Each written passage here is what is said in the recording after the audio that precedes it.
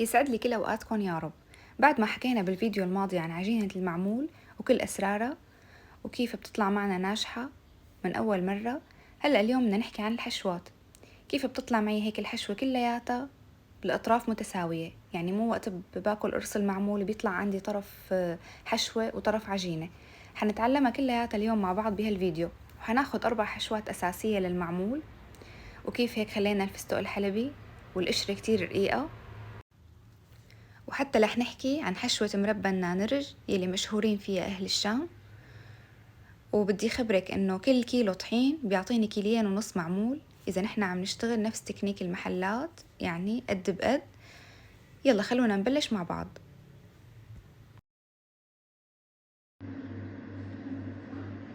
هلأ بدنا القطر للحشوة، يعني بدنا نستخدم مع الحشوة بدنا قطر، وحتى مع العجينة بدي معلقتين. هلأ القطر اللي بدنا نحطه بالحشوة هو عبارة عن عيار 3:1، يعني 3 عيارات سكر عيار مي. ما بدكن ميزان بالكاسة، المهم انه نفس الكوب. يعني مثلا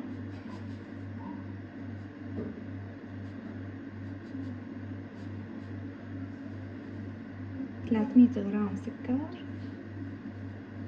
هو بده يكون قطر سميك حتى ما يفزر عندي القرص ويطلع القطر منه.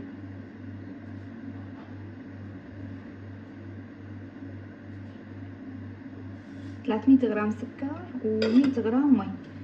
هلأ موضوع القطر صراحة أحيانا كثير بتسألوا إنه ليش شقق القرص.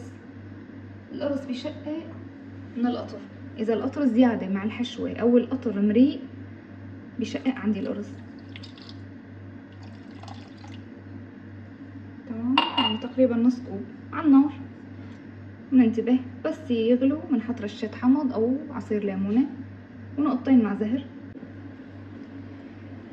هلأ بقى بنيجي للحشوات يلي هن الفستق الحلبي، الجوز. طبعا بنختار يعني تكون جودتهم كتير عالية. الفستق الحلبي اللي هو عبارة عن فستق البوظة، بيكون هيك من برا لونه أحمر بس هي بتكون من جوا خضرة، يلي بنقله فستق بوظة. هون بالشام اسمه فستق بوظة. والجوز كمان بنقيه لونه أشقر حتى يطلع هيك بقلب القرص لونه حلو.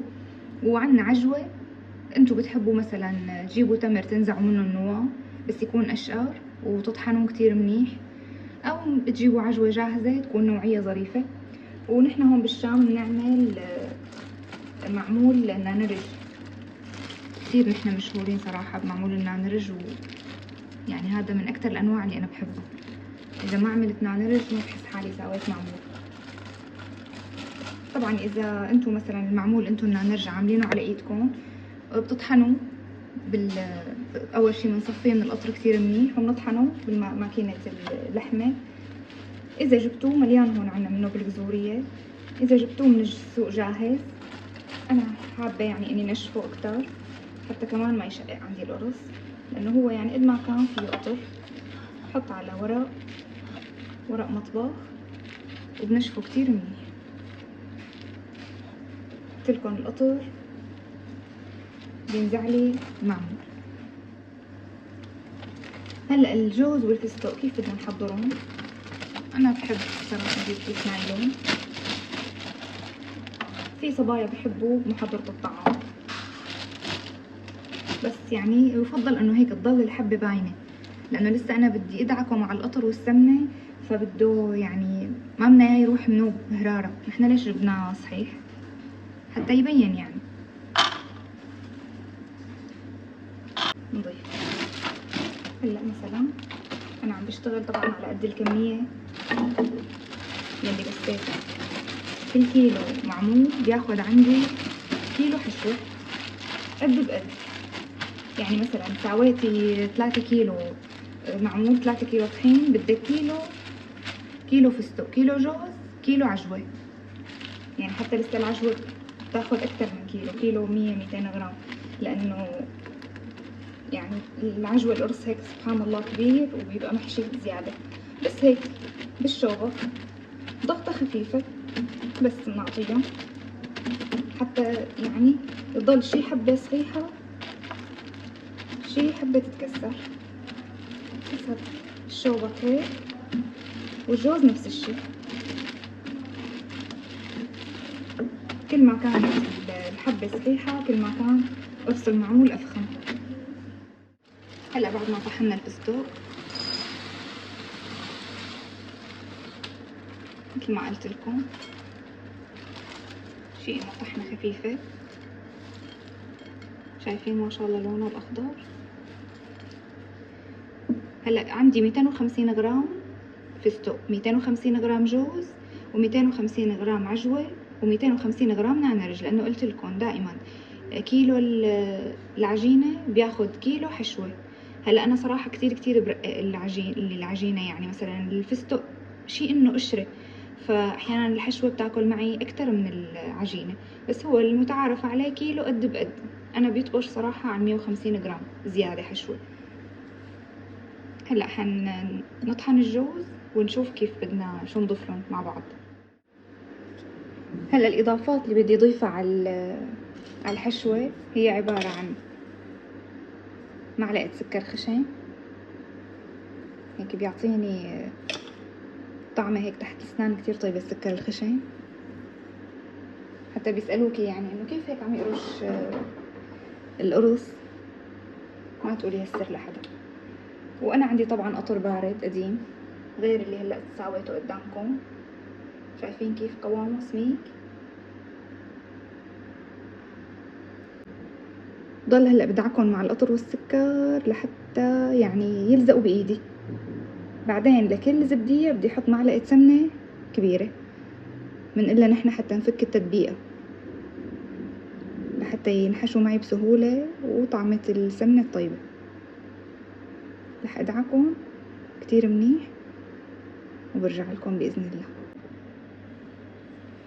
هلا تشكيل الحشوة فينا نخليها هيك ونحشي حبة حبة يعني بالمعلقة أو بإيدنا، وفينا نعملهم كرات مشان يسهل علينا طريقة تحضير المعمول.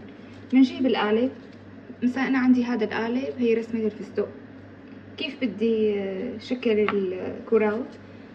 باخد أول شي، شايفين هلا هو أول شغلة صار عندي بنعمل كرة الفستق بعد ما عجنته مع القطر ومعلقة السمنة ومعلقة السكر، صار عندي يتشكل كرة.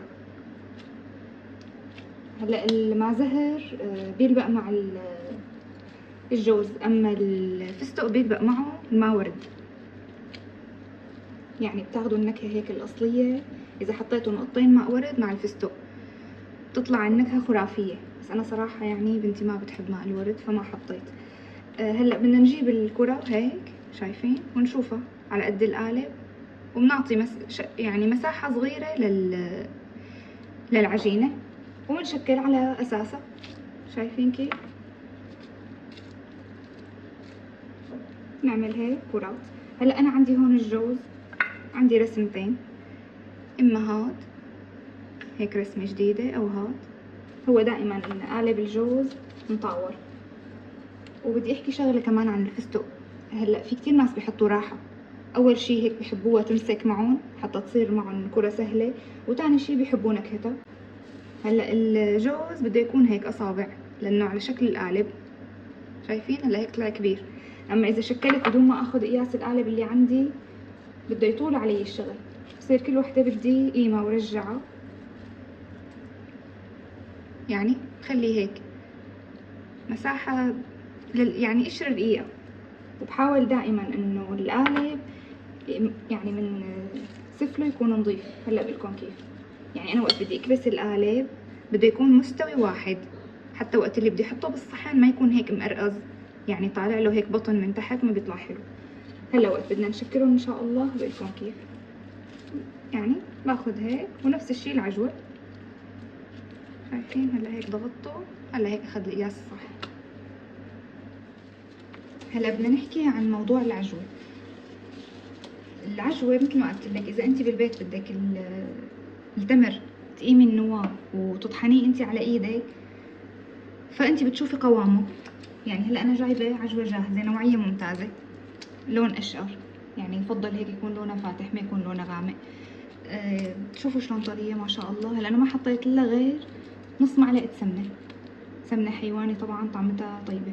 هلا اذا كانت في عجوة بنجيبها احيانا بتلاقوها هيك قاسية ناشفة، يعني انتي عم تدعكيها بتحسي بالزور.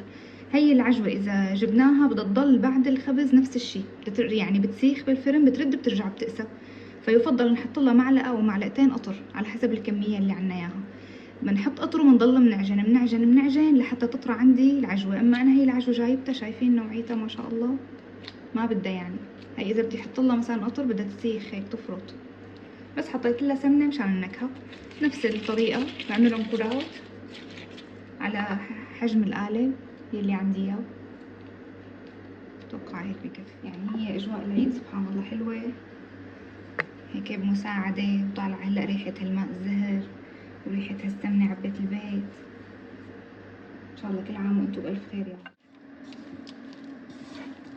هلا بتشوفوا هيك انتم بتقولوا هي انتزعت خلص تعالوا نكبر. لا ابدا، هيك ناجحة العجينة بسم الله ما شاء الله. هلا هيك يا عيني. بس انتبهوا لنقطة انه ما يضل عندي مي هون او هون. اذا ضل المي ما انخلطت بتعطيني هيك على القرص خطوط بيضة. بيسألوا الصبايا احيانا ليش طلع معي خطوط بيضة على قرص المعمول. هي بتكون لانه ما حركتوا منيح المي، ما دخلتوا منيح بالعجينة. خلص هلا هيك خالصة ما عاد بدها. شايفين نحنا هيك بنقلها انه مثل المسبحة. حطها هلا بالبراد يعني 10 دقايق ربع ساعة ما احلاها. دغري بنشتغل فيها، ما بنخليها هلا هيك لتاني يوم. نحط بالبراد وبطالع اول باول. وهلا بعد ما ارتاحت نص ساعة باخد العجينة قد الحشوة. شايفين حتى تطلع هيك عندي القرص رقيق. ضغطة خفيفة بأطراف الأصابع حتى تكون كلها مستوية واحد، وبعملهم كرات. وهلأ رد بدي ريحهم بالبراد نص ساعة. إذا جو الغرفة اللي عم تشتغلي فيه أو جو مطبخك بارد ما في داعي، فيكي تطرقيهم بالقالب تغري. هلأ هون أنا حطيتهم بالبراد بس لحتى نشفوا شوي نص ساعة. وبعدين ضغطة بباطن الكف، وأي شي عندك مثلا خشبة أي شي عنا يا بدنا نطرق فيه المعمول بنحط له بشكير حتى شوي الصوت ما يطلع كتير قوي. شايفة كيف هيك ضغطة خفيفة. بعدين بحرره على جنب وبنزله بكل سهولة.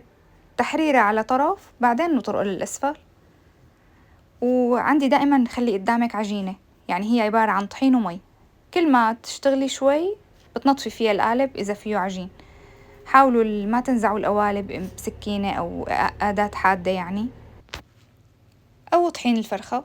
كل ما بشتغل كم قرص بعطي رشة للقالب. هلأ شايفين كيف طلعته من البراد؟ يلي وشها لتحت بخليها من فوق القالب، ويلي نشفت بخليها عند الرسمة. شايفين بعطي هيك رشة بسيطة.